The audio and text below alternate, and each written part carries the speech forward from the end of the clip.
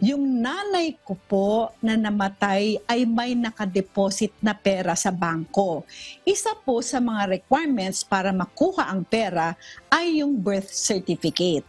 Kaso sa birth certificate namin, ang nakalagay sa mother's name ay nickname ni mama. Tapos sa bank records, ang nakalagay ay yung real name niya. Halimbawa, sa birth certificate, ang nakalagay ay Mina C. Sa bank records, ang nakalagay ay Marina C. Ano po ang dapat gawin? Naku, gusto kong malaman ang sagot ni Attorney Jan. Sige po, Attorney. Yes. Opo, ganito lang ho yan.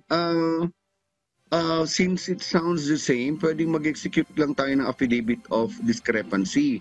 Alam nyo, sa hindi lang ganyan ho requirements ng bangko pag namatay, humahanap po sila ng extrajudicial settlement of state.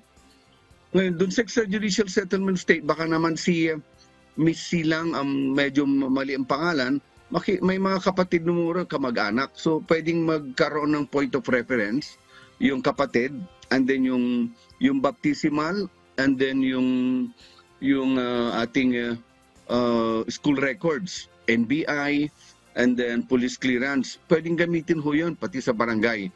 Na yung si Marina ay nanay mo.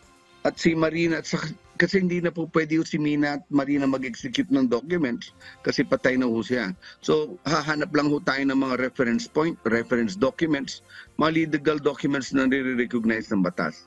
So, kung papayag na ho sila doon, extrajudicial settlement, i-attach lahat yung documents, katulad ng mga affidavit of discrepancy, that Mina C. and Marina C.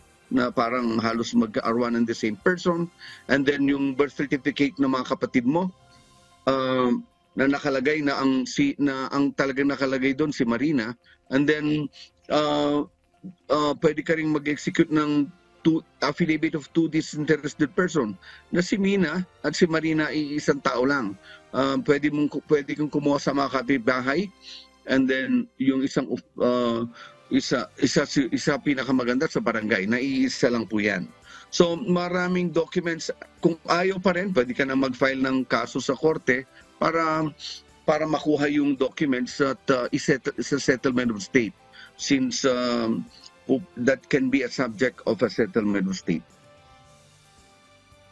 Okay, very comprehensive po ang sagot po ni Attorney Noel Valerio. Naku, laging problema yan, Attorney Noel. Mga kaibigan ko na namatay, ang nangyayari po ay nahihirapan po silang kunin yung pamilya, no? Hindi nila makuha dahil nga po sa mga requirements ng bangko. So aralin po ninyo yan, be prepared for that. Lalo na yung mga malapit na po doon sa departure area, kailangan po ay kasuhin po ninyo yung mga ganyan mga properties po ninyo, yung pera po ninyo.